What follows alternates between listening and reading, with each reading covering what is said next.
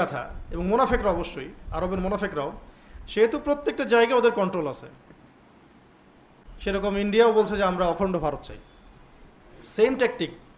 আমরা অখণ্ড ভারত চাই, মানে বাংলাদেশ, শ্রীলঙ্কা, ভুটান টুটান, পাকিস্তান সব নিয়ে ও একটা অখণ্ড ভারত করবে, কাল্পনিক স্বপ্ন দেখতেছে আর কি।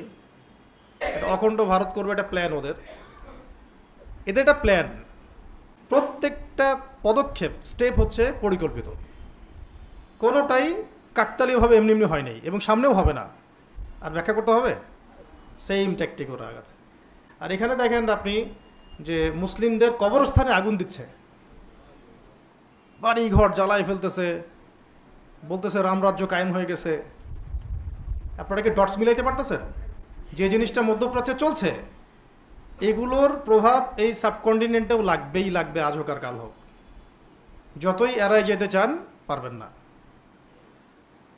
একটাই রাস্তা, তো দুইটা রাস্তা আর কি। একটা হলো ওদের সাথে দাসত্ব করা, যেটা কখনো কখনো ক্ষেত্র বিশেষে সরকার করলেও জনগণ চায় না। বহু ক্ষেত্রে সরকার বিভিন্ন জায়গায়, গভর্নমেন্ট যদিও অ্যালায়েন্স করে, বন্ধুত্ব করে ফেলে, সমঝোতা করে ফেলে, জনগণ ইমানদাররা চায় না এটা, তখন কনফ্লিক্ট তৈরি হয়।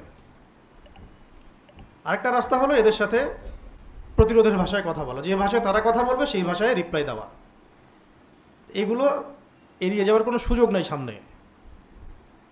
আজকে থেকে 10 বছর আগে ভারতের ওলামায়ে কেরামরাও চিন্তা করতে পারে নাই যে 10 বছর পরে ভারতের মতো জায়গায় গরুর মাংস নিয়ে মুসলমানরা হাঁটতে পারবে না। ভাবছিল?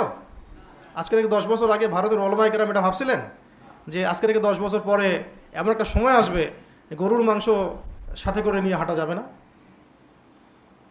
বলেন আপনারা। কিন্তু বাস্তবতা কি এমন না? ভাবছিল যে মুসলিম মেয়েদেরকে রাস্তায় হাঁটতে পারবে না, তুলে নিয়ে চলে যাবে, রেপ করবে, গণধর্ষণ করে মেরে ফেলবে, বাড়ি ঘরে আগুন দিয়ে দিবে, ব্যবসা প্রতিষ্ঠান ধ্বংস করে দিবে, মুসলিমদের কবর থেকে উঠে জ্বালাই দিবে, পুড়াই দিবে।